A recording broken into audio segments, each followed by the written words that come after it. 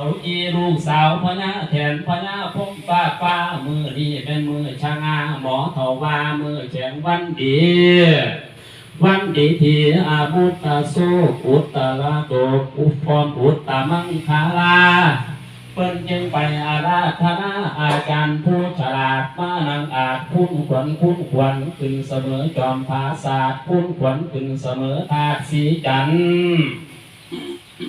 เมื่อนี้มันมือสันวันนี้มันวันดี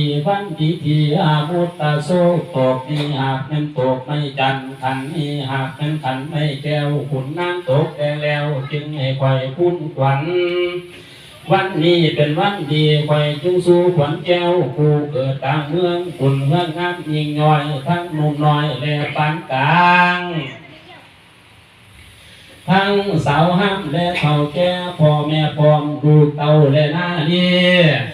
ทั้งเศรษฐีและถ้วยข้าทวนนาหมู่เจ้าเมืองบุญเฮืองงามเลิศฟ้าขึ้นจีพ่อมาเอิ้นเฮียเอาขวัญ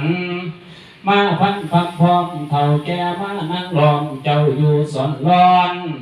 เบิดแต่เฮาทอนี้แล้วย่อผ้าขวัญขึ้นมันบ่มีแก่นเบิดแต่เฮาทอนี้แล้วย่อผ้าขวัญขึ้นมันก็บ่มีใดขอแก่พาแก่นไทยเจ้าผู้มีบุญ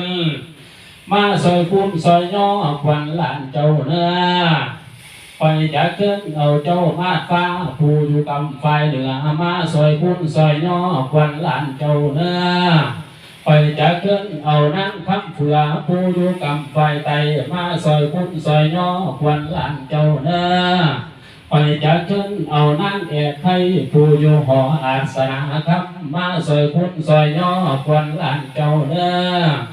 สิบหมอสรำลูกมาแต่ผู้น้อยมาซอยพุ่นซอยย่อควันหลานเจ้าเยอะ30หมอน้อยลูกมาแต่เมืองหลวงมาซอยพุ่นซอยย่อควันหลานเจ้าเนื้อ40หมอหลวงลูกมาแต่เมืองฟ้ามาซอยพุ่นซอยย่อควันหลานเจ้าเนื้อ50หมอกาลูกมาแต่ผู้หอผู้ห้องมาซอยพุ่นซอยย่อควันหลานเจ้าเนื้อ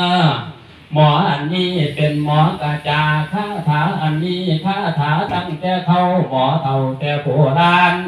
เจ็บไปย่อเพิ่นเสียวมาหมุนเจ้าแล้วเจ็บไปคุ้นเพิ่นเสียวมาคำเจ้าแล้วน้ำเต้าแก้วออกก็จิ้มเย็นก็หักเป็นดีเหมือนราศีอยู่ฝากป่ามีข่อยตาดวงลายหัวควายหลายขับพอสร้างมาออกเมืองนั้นทำตันเจ้าพิเศษนอเจ้าเกิดต่างเมืองคำเดือดใหม่โพใส่สีใบบอนแกนหนาคนแกนกาอันเป็นหูรามานคนหานนั่นเป็นเท้าสังกีที่